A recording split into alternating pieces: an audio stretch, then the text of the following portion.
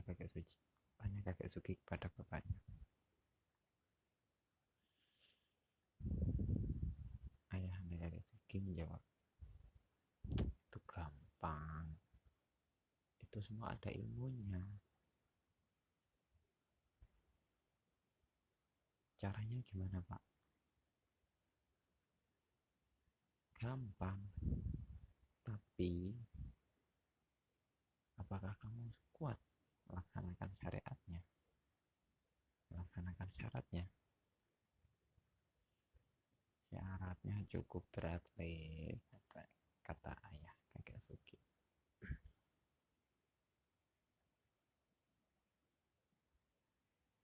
Kakek Sugi terdiam sejenak.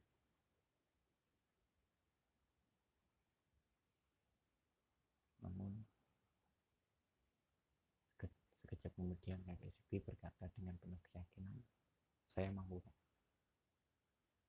Saya bertekad. Saya ingin menguasai, saya ingin mengerti kalimat tersebut. Dan saya siap melaksanakan syariatnya, saya siap memenuhi syarat-syaratnya, kata Kakek Sugi dengan penuh keyakinan. Apa kamu yakin? Kata bapaknya. Yakin, Pak, kata Kakek Sugi dengan penuh keyakinan. Baik, kalau kamu memang sudah yakin, Bapak akan kasih tahu caranya. Bapak akan turunkan ilmu itu kepadamu. Tapi ada syarat yang harus kamu penuhi. Apa syaratnya itu, Pak? Tanya Kakek Sugi.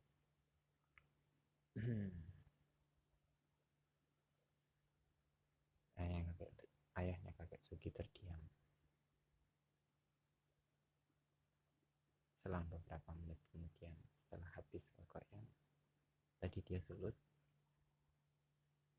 Akhirnya ayahnya Kakek Sugi kembali melanjutkan pembicaraan. Baik, Bapak sudah tua. Mungkin usia Bapak tidak akan lama lagi. Apalagi sekarang Bapak sudah sakit. Kalau kamu memang benar ingin menguasai, mengerti ilmu itu, akan Bapak turunkan ilmu itu kepadamu, akan Bapak beritahu ilmu itu kepadamu. Tapi syaratnya ya seperti yang Bapak bilang tadi, syaratnya cukup berat. Saya akan melaksanakannya, Pak. Syariat tersebut, kata Kakek Sugi dengan penuh keyakinan. Bapak nggak perlu ragu. Saya bilang saya akan melaksanakannya, saya akan melaksanakannya. Saya akan menyanggupi semuanya dengan sangat keyakinan. Baiklah, Bapak akan kasih tahu caranya. Caranya adalah besok saat Bapak sudah meninggal,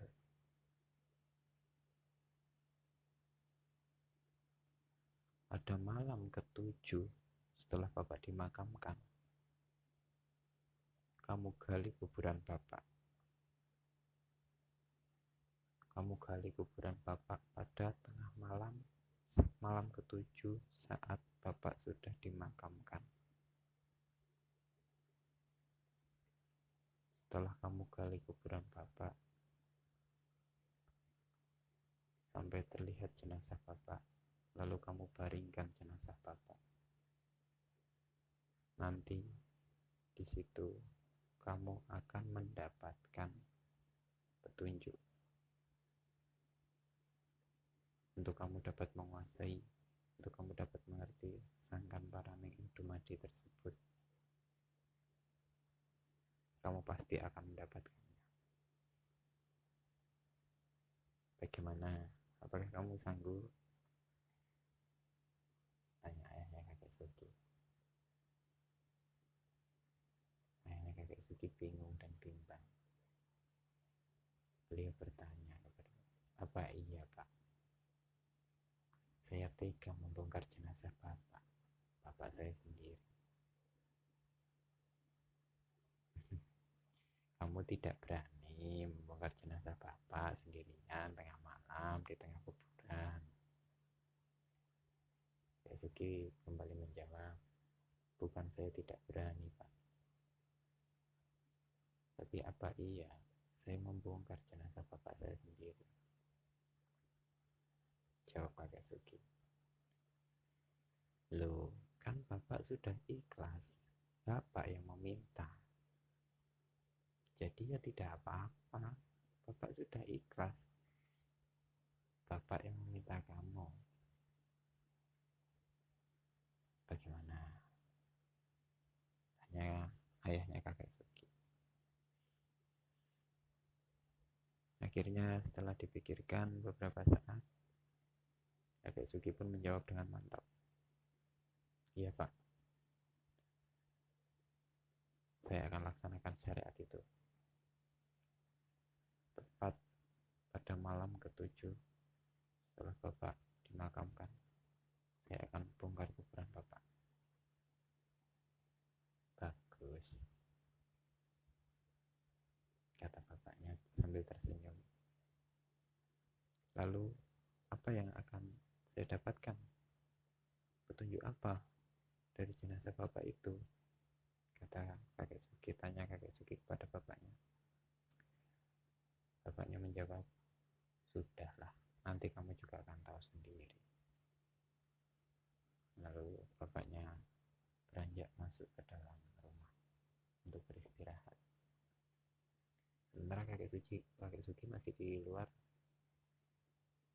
sambil merenung, bingung, bimbang, dan sempat tidak percaya dengan kata-kata yang dibicarakan oleh bapaknya untuk membongkar kuburan bapaknya pada malam ke-7. Tapi Kakek Sugi tidak ambil pusing. Toh, saya juga enggak mendoakan bapak cepat meninggal. Kita jalani saja, pikir Kakek Sugi.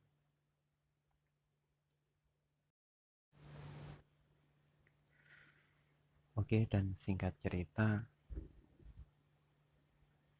1,5 bulan lah, kurang lebih 1,5 bulan setelah pembicaraan obrolan Kakek Sugi dengan bapaknya tersebut, akhirnya ayahnya Kakek Sugi meninggal dunia. Innalillahi wa inna ilaihi raji'un.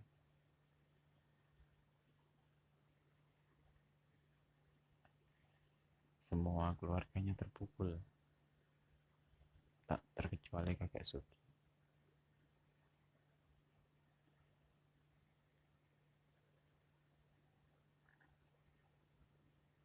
Ayahnya Kakek Sugi dimakamkan di pemakaman umum. Pemakaman itu terletak cukup jauh dari desa Kakek Sugi, tempat tinggal Kakek Sugi. Berada di pinggir hutan, di mana hutan itu ada sebuah seperti cekungan. Jadi di pinggir hutan, hutannya itu seperti melingkar, ada cekungan. Di tengah-tengah cekungan hutan itu ada beberapa petak sawah, dan di paling ujung itulah tempat pemakaman umum tersebut. Tempat pemakaman umum itu digunakan oleh 3-4 desa di daerah tempat tinggal Kakek Sugi, karena memang lokasi desa dari Kakek Sugi itu cukup jauh dari perkotaan, apalagi dari kota kabupaten Jember. Cukup jauh, kurang lebih satu jam, 1,5 jaman lah dari, karena ya cukup, kita tahu lah Kabupaten Jember juga memang cukup luas wilayahnya. Singkat cerita, jenazah ayah Kakek Sugi dimakamkan pada asar. Ya, setelah disolatkan, kemudian dimakamkan di pemakaman umum itu pada asar.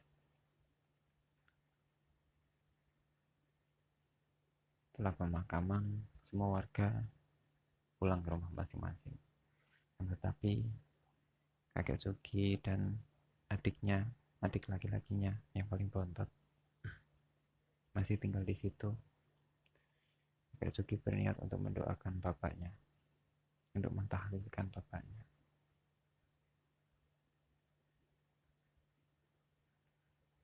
Kurang lebih menjelang maghrib, akhirnya mereka berdua, kakek Sugi dan adiknya itu pulang. Sampainya di rumah, kakek Sugi mandi, kemudian kakek Sugi berangkat ke Langgar yang ada di kampungnya tersebut. Langgar di sini itu, jika mungkin dulu-dulu belum pada tahu ya, Langgar itu adalah musola. Ya bisa dibilang musola tapi lebih kecil dari musola. Mungkin juga sama ya, anggap aja musola lah. Tetapi Langgar itu dibuat seperti rumah panggung. Jadi dibuat dari kayu, rumah panggung, dindingnya itu terbuat dari anyaman bambu. Oke, lanjut.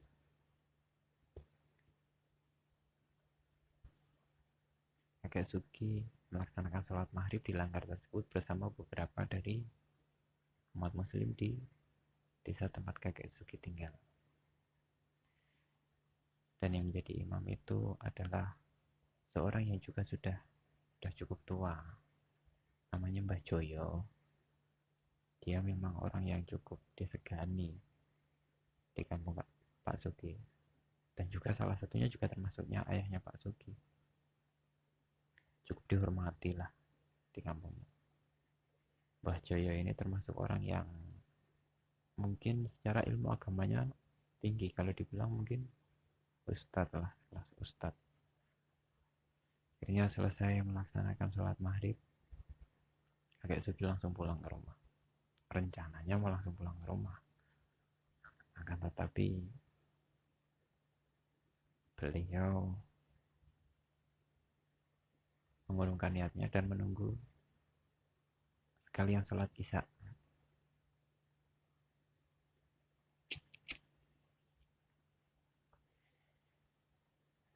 Di waktu antara maghrib dan isya itu kakek Sugi kembali bertahlil, mendoakan ayahnya. Sembari dia berpikir, dia mengingat-ingat tentang apa yang dulu pernah dikatakan ayahnya. Bahwa setelah ayahnya meninggal, pada malam ke-7 setelah ayahnya dimakamkan, maka ayahnya meminta untuk membongkar kuburan ayahnya yang tengah malam. Akhirnya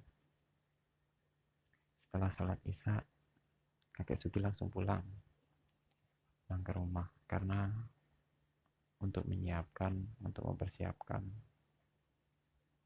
acara tahlilan bersama, mengirim doa selama 7 malam berturut-turut. Mulai dari malam pertama jenazahnya orang yang meninggal itu, karena memang ada di desa kakek Sugi seperti itu, jika ada orang yang meninggal maka pada malamnya akan diadakan tahlilan dan yasinan selama 7 hari berturut-turut. Mungkin di daerah lain juga sama ya. Singkat cerita, acara tahlilan pun dimulai. Banyak yang datang pada saat itu. Bahkan kata kakek Sugi, dari beberapa orang dari kampung sebelah pun ikut datang, ikut mendoakan, ikut bertahlil untuk mendoakan ayah kakek Sugi yang sudah meninggal. Karena memang yang seperti yang dibilang tadi, ayahnya kakek Sugi itu termasuk orang yang dihormati, karena beliau itu termasuk orang yang sabar, orang yang dermawan, walaupun orang tidak punya tapi orangnya dermawan, orangnya sabar. Dan juga orangnya itu sederhana apa adanya, ya pokoknya gitulah. Dia termasuk orang yang baik sehingga banyak yang mendoakan. Singkat cerita, sampailah pada malam ke-7.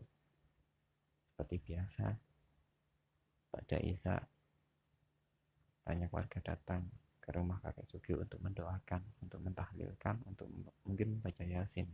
Kalau kata Pak Sugi, membaca Yasin, mentahlilkan almarhum ayah kakek Sugi.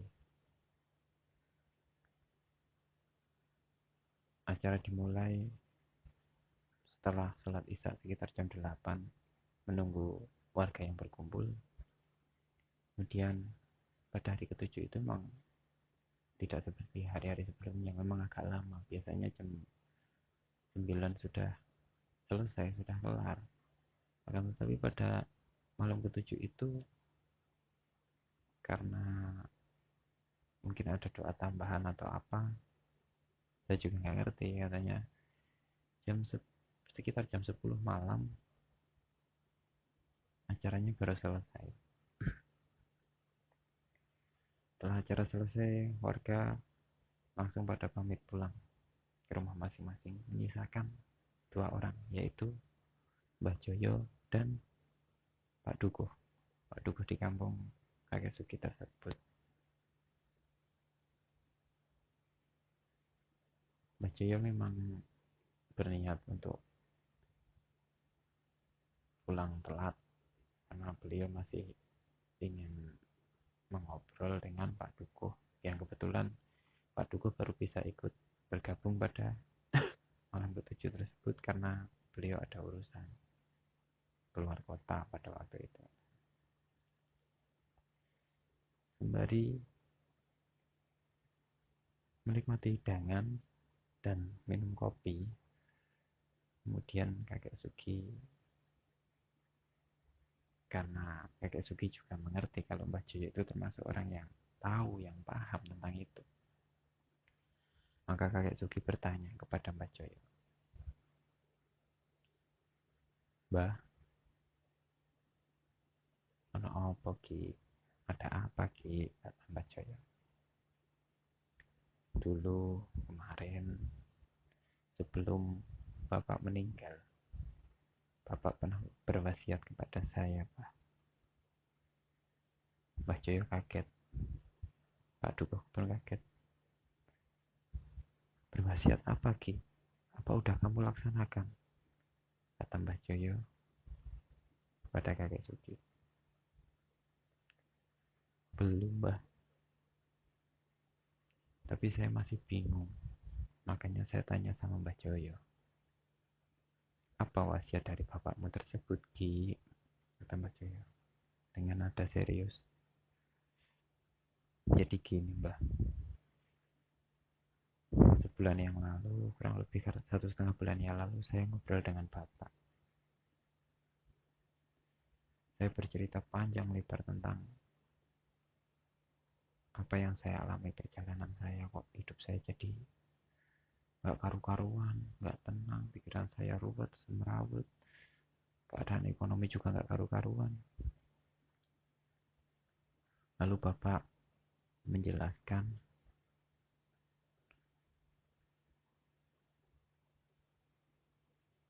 tentang suatu ilmu yang Bapak akan menurunkannya kepada saya kelak jika nanti Bapak sudah meninggal.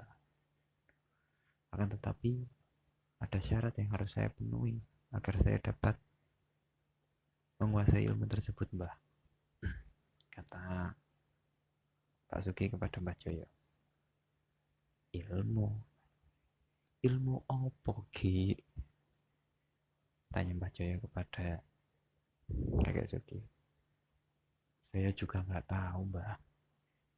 Bapak hanya berkata, sampan paraning dumati."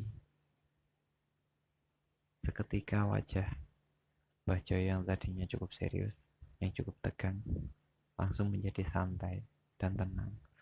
"Oh, ilmu itu. Lah terus gimana?" kata Mbah Joyo bertanya dengan santainya kepada kakek Sugi. "Ya itu, Mbah, saya bingung," kata kakek Sugi. "Syaratnya itu, saya harus membongkar kuburan Bapak tengah malam ini pada malam ketujuh setelah Bapak dimakamkan, yaitu malam ini, Mbah," kata bapak saya. "Nanti saya akan mendapatkan petunjuk dari jenazah bapak saya itu." Mendengar jawaban dari Mbah Sugi, kakek Sugi itu, Mbah Joyo pun tersenyum sambil tertawa sedikit-sedikit kecil-kecil. Lah terus piye Ki? Terus gimana? Kamu berani ndak? Kata Mbah Joyo kepada kakek Sugi. Kakek Sugi menjawab, saya sih berani-berani saja Mbah. Cuman salah tidak Mbah itu Mbah. Melenceng tidak, kata kakek Sugi. Yang saya takutkan, yang saya bingungkan adalah itu. Pak Dukuh pun yang mendengar jawaban cerita itu tersebut sebenarnya juga dia juga bingung, dia juga mungkin bertanya-tanya, mungkin bertanya ilmu apakah gerangan kok harus membongkar kuburan segala. Mbah Jaya pun menjawab, nggak apa-apa, oh itu wasiatku. Kamu pengen hidup kamu tenang toh? Kamu pengen tentrem toh? Kamu pengen mengerti toh? Kamu pengen tahu siapa gustimu, siapa pangeranmu? Iya toh? Kata Mbah Jaya kepada kakek Sugi. Iya mbah, kok Mbah Jaya tahu? Kata kakek Sugi, tanya kakek Sugi kepada Mbah Jaya. Ya tahu lah, saya udah ngerti, saya udah paham maksud bapak kamu itu apa. Tinggal kamunya berani apa enggak. Lagian bapak kamu udah ikhlas kok. Udah apa-apa kalau kamu berani. Tapi kalau kamu nggak berani ya jangan, nggak usah. Nanti bisa mati berdiri kamu di kuburan, takutan. Sambil seraya tersenyum, tertawa kecil-kecil. Mbah Jaya itu. Tapi sebenarnya saya mendengar ceritanya kakek Suki juga sedikit-sedikit merinding gimana gitu ya. Dan akhirnya singkat cerita, kakek Suki pun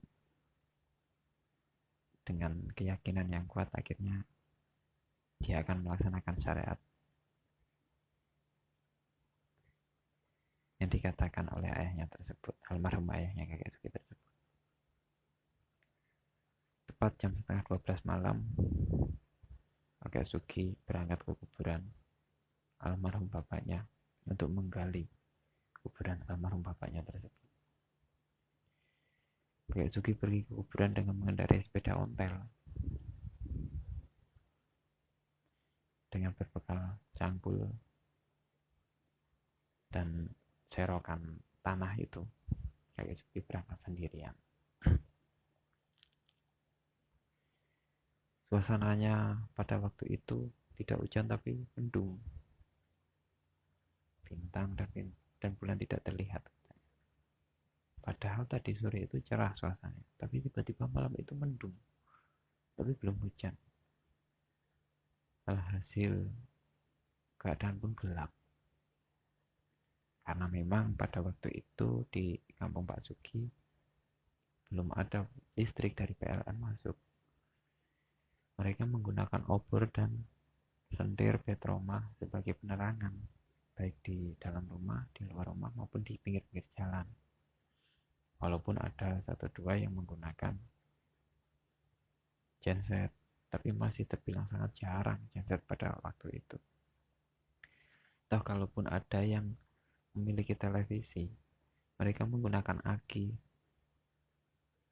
yang mungkin kalau yang udah tua-tua mungkin ya, seumuran saya mungkin pernah mengalami ya, namanya nonton TV satu kampung di tempat Pak Lurah atau Pak apa yang hanya punya TV di situ dengan listrik mengandalkan aki-aki mobil kalau pada waktu itu.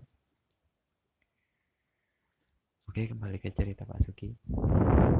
Pak Sugi pun akhirnya berangkat sendirian melewati sawah yang gelap gulita.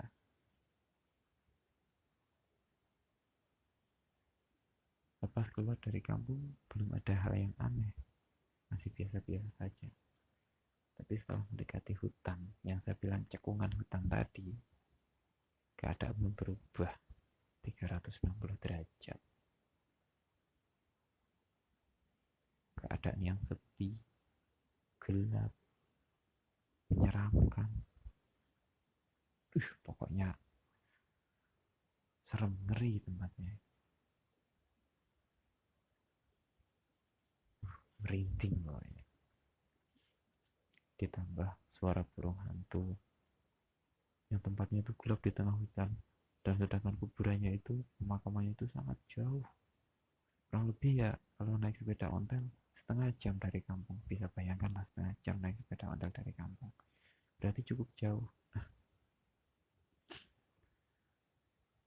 Memasuki cekungan hutan, berbatasan hutan, mau masuk ke cekungan dalam hutan itu, mulailah kakek Sugi mulai merinding, rasa takut, rasa khawatir, takutan, campur aduk jadi satu. Tapi karena niat kakek Sugi sudah bulat, keyakinannya sudah kuat, akhirnya dia tetap berjalan menyusuri hutan dan masuk menuju ke pemakaman tempat almarhum ayahnya dimakamkan. Singkat cerita, kakek Sugi sudah sampai di pemakaman tempat almarhum ayahnya dimakamkan. Sampainya di pemakaman dan kakek Sugi masuk ke pemakaman, suasana semakin menyeramkan, semakin merinding. Hawa dan lah pokoknya. Katanya sudah tidak bisa diceritakan dengan kata-kata bagaimana ketakutannya. Kakek Sugi berjalan menyusuri kuburan tempat ayahnya, pemakaman umum tempat ayahnya dimakamkan tersebut, dengan penuh rasa ketakutan, kengerian. Bisa dibayangkan lah bagaimana tengah malam, di tengah kuburan gelap gulita yang jauh dari perkampungan. Kuburan sepi di pinggir hutan, mana tempat ayahnya dimakamkan itu berada di cukup jauh, kurang lebih 50 meter lah dari pintu masuk pemakaman tersebut. Itu menambah, katanya, kata kakek Sugi ini, beliau mendengar suara-suara yang aneh, entah itu seperti ada wanita tertawa, terus seperti ada anak-anak yang sedang bermain, tapi tidak. Kakek Sugi melayangkan pandangan ke kanan, ke kiri, ke depan, ke belakang, tapi kakek Sugi tidak melihat apapun pada waktu itu. Menambah rasa takut yang sudah, katanya kepalanya sudah panas. Tapi ya sekali lagi, karena keteguhan hati dan tekadnya sudah bulat, akhirnya kakek Sugi tetap berjalan menuju pemakaman tempat ayahnya dimakamkan itu. Sampainya di makam ayahnya tersebut, kakek Sugi berdoa terlebih dahulu, berdoa memohon perlindungan kepada Allah, dan mengucapkan uluk salam kepada seluruh penghuni kubur, dan juga kakek Sugi mengucapkan salam kepada almarhum bapaknya yang telah meninggal. Setelah berdoa, mulailah kakek Sugi menggali kuburan ayahnya tersebut. Cukup lama kakek Sugi menggali kuburan ayahnya tersebut, karena memang ya kita tahulah, walaupun tanah itu bekas dikubur, walaupun masih 7 hari masih terbilang sangat belum keras ya, tapi kalau menggali sendiri ya tetap saja nyonyor ya. Akhirnya singkat cerita, beberapa menit kemudian kakek Sugi sudah sampai di dasar papan tempat untuk menutup jenazah ayahnya kakek Sugi sudah terlihat. Begitupun pula dengan bau yang jenazahnya ayah kakek Sugi yang kita tahulah pada malam ke-7, 7 hari setelah dimakamkan, jenazah itu sudah mulai membusuk dan mengeluarkan bau yang Masya Allah. Katanya sudah, kakek Sugi sudah ya semakin dalam sampai terlihat papannya itu baunya semakin menyengat. Bahkan katanya kakek Sugi sudah tidak tahan mencium bau itu, akhirnya dia melepas kaosnya, kaos oblong yang dia pakai itu dia melepas untuk menutupi, jadikan masker untuk menutupi hidung dan mulutnya, karena memang sudah benar-benar tidak kuat mencium bau jenazahnya yang sudah mulai membusuk. Setelah kakek Sugi membuka semua papan itu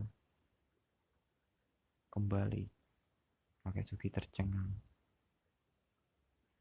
Ketakutannya kini darahnya seperti mendidih melihat jenazahnya tersebut yang sudah mulai membusuk, sudah mulai dimakan belatung. Perasaan campur aduk mual, takut, pengen muntah, pengen nangis, dan benar-benar sudah, ya bagaimana kita membayangkan ya kita berhadapan dengan jenazah. Sangat ngeri sekali jenazah itu. Bagaimana kita, ya, sudah tidak bisa diceritakan dengan kata-kata. Akhirnya sebenarnya kakek Sugi sempat ingin mengurungkan niatnya, ingin kembali menutup jenazahnya dengan papan dan kembali menguburnya, karena benar-benar sudah tidak tahan dengan baunya yang pertama, yang kedua rasa takut, rasa pokoknya ngeri, pokoknya melihat. Siapa sih yang nggak ngeri ya, karena siapa sih yang nggak ngeri di tengah kuburan sendirian, apalagi kita sudah menggali di bawah, tahu-tahu kalau tanahnya longsor kita ikut kubur, wah tuh pikirannya sudah macam-macam pokoknya ya. Nah, tetapi kembali karena keyakinan dan tekadnya sudah bulat, akhirnya kakek Sugi memberanikan diri, dia membuang segala pikiran-pikiran itu, dan akhirnya dia membaringkan jenazah ayahnya yang sudah mulai membusuk tersebut. Nah, di situ mulai kakek Sugi bingung. Ini jenazah sudah saya bongkar. Dia berbicara sendiri pada bapaknya, Pak, saya datang untuk memenuhi janji saya dulu. Sekarang jenazah bapak sudah saya bongkar, jenazah bapak sudah saya baringkan. Lalu saya harus berbuat apa sekarang untuk mendapatkan petunjuk dari ilmu yang katanya akan bapak turunkan kepada saya? Di tengah bingungan tersebut, kakek Sugi sambil duduk mulai memandang jenazah bapaknya itu, almarhum ayahnya itu, dari ujung kaki sampai ujung kepala. Dia hanya memandang sambil menahan rasa mual karena saking baunya, walaupun sudah tertutup dengan kaos oblong yang dia pakai tadi, tapi tetap saja tidak bisa untuk, baunya itu masih tetap dapat menembus kain tersebut. Di tengah kebingungan tersebut, kakek Sugi hanya memandang jenazah ayahnya. Waduh, saya bingung katanya. Saya harus ngapain ini? Dia mulai mencari-cari di bagian tubuhnya, di bagian tubuh almarhum ayahnya itu, mungkin dia akan mendapatkan petunjuk dari situ. Dia mencari mulai dari ujung kepala, dan bagaimana kita bisa membayangkannya saat wajah kita berhadapan dengan sosok jenazah. Aduh, Masya Allah, ngeri sekali pasti ya. Tapi ya, karena itu tadi kakek Sugi sudah membuang segala takutannya, segala pikiran jeleknya. Dia tetap mencari dari ujung kepala sampai ke bawah. Akhirnya kejadian yang sangat mengerikan, yang sangat memilukan terjadi saat ketika kakek Sugi sampai memandang di atas perut ayahnya tersebut. saat kakek Sugi pas berada di atas perut almarhum, jenazah almarhum ayah tersebut, tiba-tiba duar, perutnya almarhum ayah kakek Sugi meledak, semua jeruan, beratnya apa, organ-organ dalamnya itu terlempar semua ke atas, menimbulkan bau yang sangat busuk dan masya Allah tidak bisa diceritakan, semuanya itu berhamburan keluar mengenai wajah dan badan dari kakek Sugi itu. Pokoknya sudah tidak bisa diceritakan dengan kata-kata bagaimana keadaan pada saat itu sudah benar-benar memilukan sekali ketika itu, karena sudah benar-benar tidak tahan kakek Sugi ketika itu langsung pingsan.